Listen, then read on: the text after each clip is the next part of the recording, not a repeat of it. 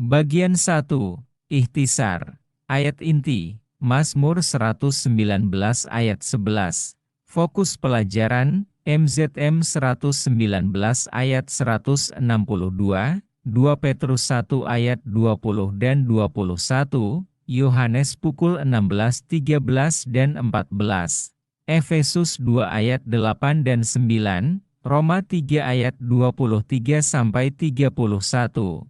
Roma 5 ayat 8-10, Roma 6 ayat 22 dan 23. Pendahuluan, pelajaran pekan ini menyoroti 3 prinsip utama yang menjadi ciri pertentangan besar ini. 1. Karakter Tuhan adalah kasih dan keadilan. 2. Satu-satunya jalan menuju keselamatan didasarkan pada kasih dan kebenarannya. 3. Dua prinsip pertama hanya muncul dari satu sumber, wahyu Tuhan seperti yang dinyatakan dalam Yesus Kristus dan Kitab Suci.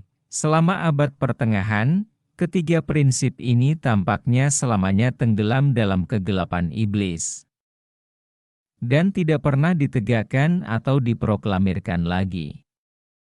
Namun Tuhan memanggil beberapa pejuang besar, para reformator, untuk berdiri di tengah medan perang dan sekali lagi meningkatkan standar kebenaran Tuhan.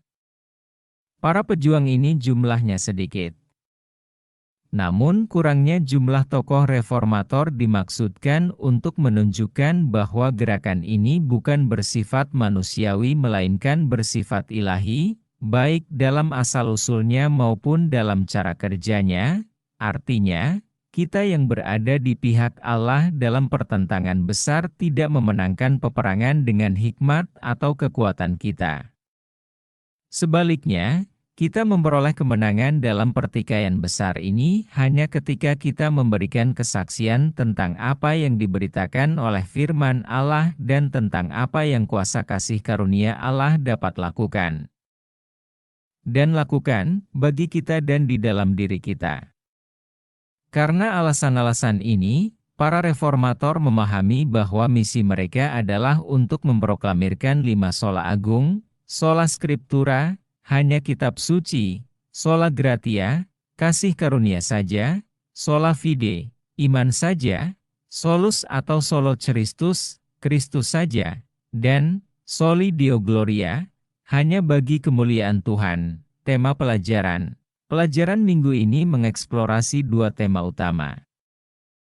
1. Berada di pihak Allah dalam pertentangan besar berarti mewujudkan iman yang tak tergoyahkan terhadap kitab suci sebagai wahyu yang paling berotoritas mengenai karakter dan kasih Allah kepada kita. 2. Berada di pihak Tuhan dalam pertentangan besar juga berarti mewujudkan iman yang tak tergoyahkan pada kasih karunia Tuhan sebagai satu-satunya sumber dan jalan keselamatan. Bagian 2, komentar, sola scriptura, sola gratia, sola fide. Mengapa prinsip Protestan mengenai sola scriptura begitu penting dalam kontroversi besar ini? Bagaimana kaitannya dengan keselamatan dan sola Protestan lainnya, khususnya sola gratia dan sola fide? Catatan, sesuai dengan Efesus 2 ayat 8, komentar ini memperlakukan sola gratia dan sola fide sebagai satu kesatuan. Seperti yang telah kita lihat, kontroversi besar dimulai di surga dengan tuduhan palsu Lucifer bahwa Allah itu jahat dan pemerintahannya bersifat diktator. Setelah itu, kontroversi besar berpindah ke bumi, ketika Lucifer menipu orang tua pertama kita dengan mempercayai bahwa mereka adalah, atau bisa menjadi Allah. Dalam setiap tahapan sejarah manusia, iblis telah bekerja dengan kebencian yang tiada henti untuk memutarbalikkan karakter, rencana, kedaulatan, dan hukum Tuhan. Tuhan menanggapinya dengan menyatakan dirinya kepada umat manusia. Tuhan menyatakan dirinya kepada kita melalui alam, sejarah, sifat manusia, dan kesadaran kita. Pengungkapan ilahi ini biasa disebut wahyu umum. Namun, wahyu umum tidak bersifat spesifik karena bersifat non-proposisional, artinya, tidak disampaikan secara langsung ke dalam kata-kata. Selain itu, dosa menghasilkan perubahan yang signifikan terhadap alam, terhadap sejarah, terhadap sifat manusia, terhadap moralitas, terhadap pemikiran manusia, dan terhadap persepsi kita mengenai realitas yang menimbulkan tantangan terhadap apresiasi dan pemahaman kita terhadap wahyu umum. Oleh karena itu, Tuhan menyatakan dirinya terutama melalui wahyu khusus. Wahyu khusus berarti bahwa Allah menyatakan dirinya secara pribadi dan proposisional. Di dalamnya, kita dapat mengetahui dan memahami karakter Tuhan, kepribadiannya, rencana-rencananya, kekuasaannya atas sejarah umat manusia, serta prinsip-prinsip tindakan dan pemerintahannya. Sebelum manusia jatuh ke dalam dosa, wahyu khusus Allah diwujudkan melalui hubungan pribadi dan percakapannya dengan Adam dan Hawa. Setelah kejatuhan, Tuhan tidak meninggalkan umat manusia, meskipun dosa telah mengubah hubungannya dengan umat manusia. Dia meneruskan wahyu pribadinya kepada Adam dan Hawa serta kepada umat manusia lainnya melalui berbagai cara. Seperti teofani, penampakan ilahi dalam berbagai bentuk, atau pengalaman kenabian, mimpi dan penglihatan, selama ribuan tahun, Tuhan bekerja melalui para leluhur dan nabi untuk melawan misinformasi iblis. Namun yang lebih penting, untuk memanggil umat manusia agar memahami Dia dengan benar, mempercayai Dia dan menerima rencana keselamatannya. Namun Tuhan tidak berhenti pada bentuk wahyu yang dimediasi ini. Allah Putra, pribadi kedua dari ketuhanan Tritunggal, menjadi manusia sehingga Allah dapat menyertai kita secara pribadi, Yohanes 1 ayat 1-3 dan 14, dan secara pribadi menyatakan kasih-Nya kepada kita. Untuk menyelamatkan kita, Anak-Nya menanggung kesalahan dosa kita dihitungkan kepada Dia agar kita menjadi benar di hadapan Allah. 2 Korintus 5 ayat 21. Yesus Kristus, Allah yang berinkarnasi, adalah puncak wahyu khusus dan pribadi Allah kepada umat manusia, dan bahkan kepada seluruh alam semesta. Ibrani 1 ayat 1-3.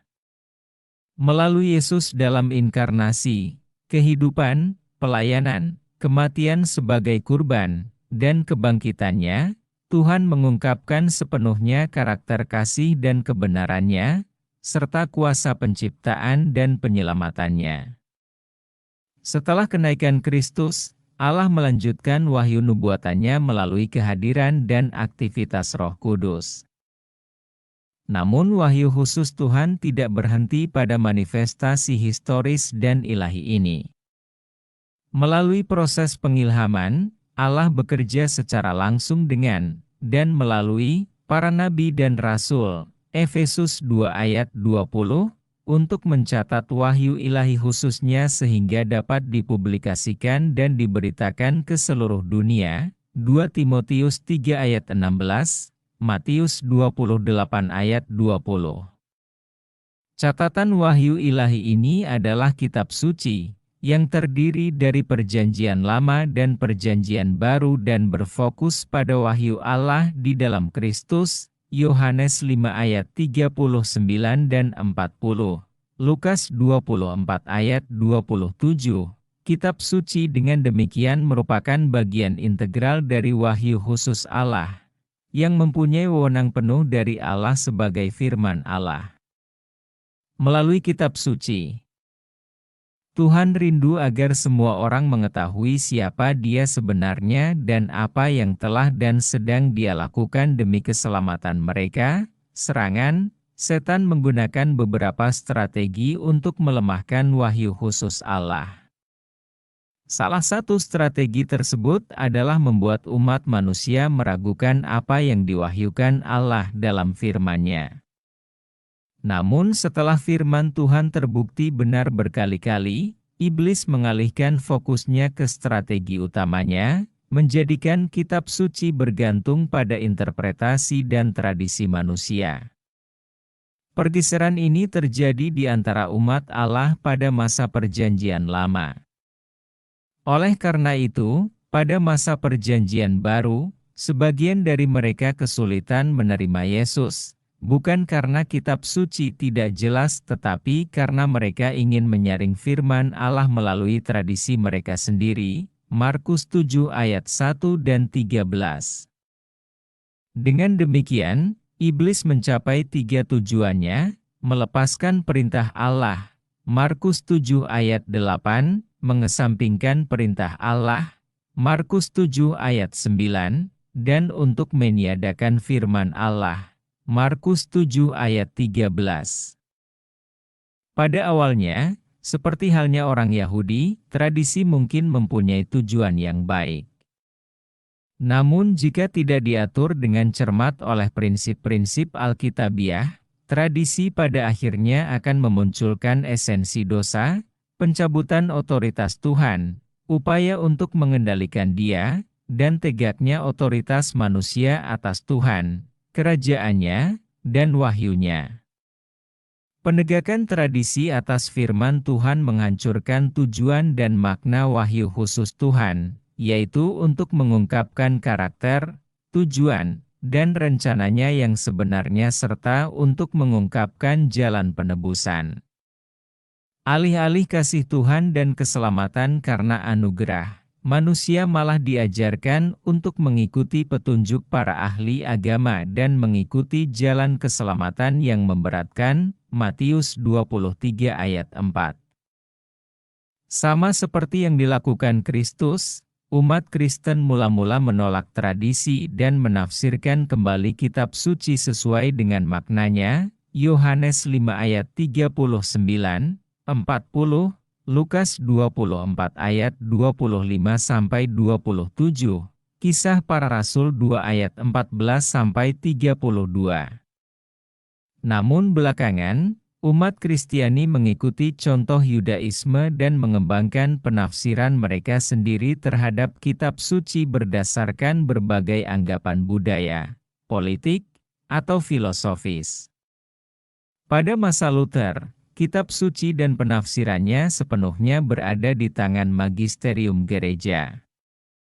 Menurut otoritas mereka, Alkitab terlalu ilahi dan suci untuk ditafsirkan oleh orang biasa. Sama seperti yang dilakukan para ahli Taurat pada zaman Yesus, para wali gereja, pendeta, dan cendekiawan Katolik Roma, dengan kedok menjaga identitas dan kesatuan gereja, menyatakan bahwa tidak semua orang bisa membaca dan memahami Alkitab. Penahanan mereka terhadap kitab suci mengakibatkan kurangnya pengetahuan sejati tentang Allah dan kurangnya kerohanian, yang berakibat sangat buruk.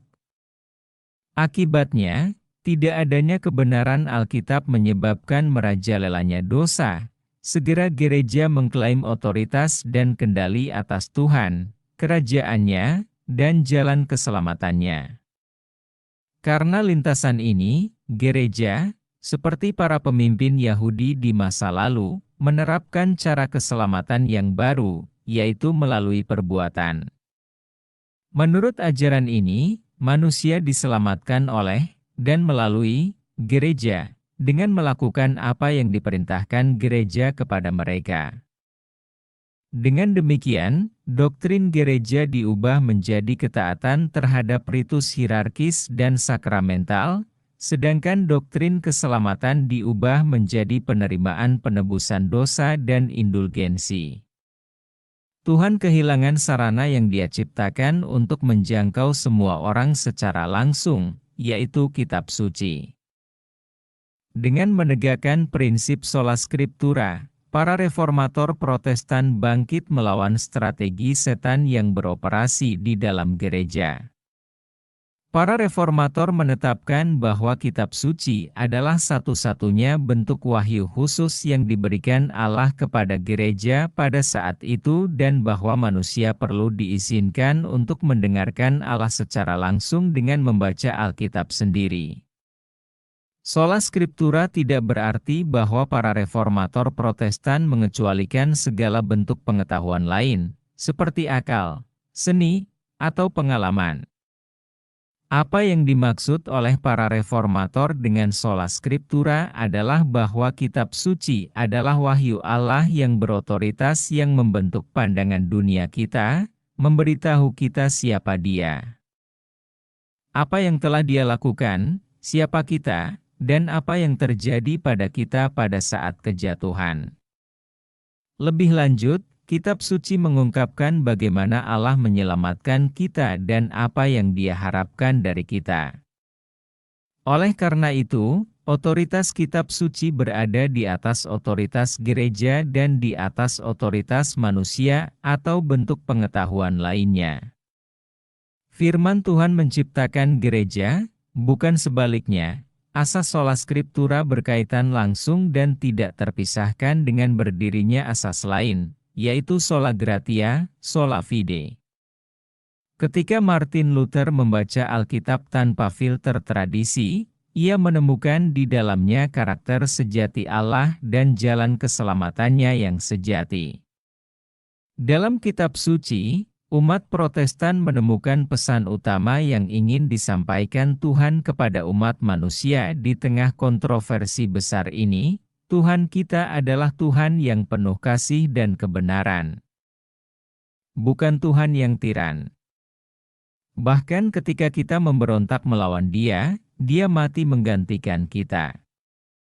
Dia menawarkan kepada kita anugerah kebenarannya, sehingga kita dapat dikembalikan ke kerajaannya ketika kita menerima anugerah ini dengan iman. Serangan liberal, sayangnya, dalam beberapa abad, Protestantisme sendiri akan dibanjiri oleh strategi iblis lainnya untuk memutuskan hubungan Tuhan dengan umat manusia. Protestan liberal tidak melarang orang membaca kitab suci sendiri. Sebaliknya, para pemikir liberal ini menafsirkan kembali definisi dan hakikat kitab suci. Bagi mereka, Alkitab bukan lagi wahyu khusus ilahi, melainkan sekadar hasil perkembangan pikiran, budaya, dan moralitas manusia. Jadi, kitab suci bukanlah firman Tuhan kepada umat manusia, melainkan hanya kata-kata, imajinasi, atau spekulasi manusia tentang Tuhan, yang muncul dari lingkungan alam atau sejarah manusia.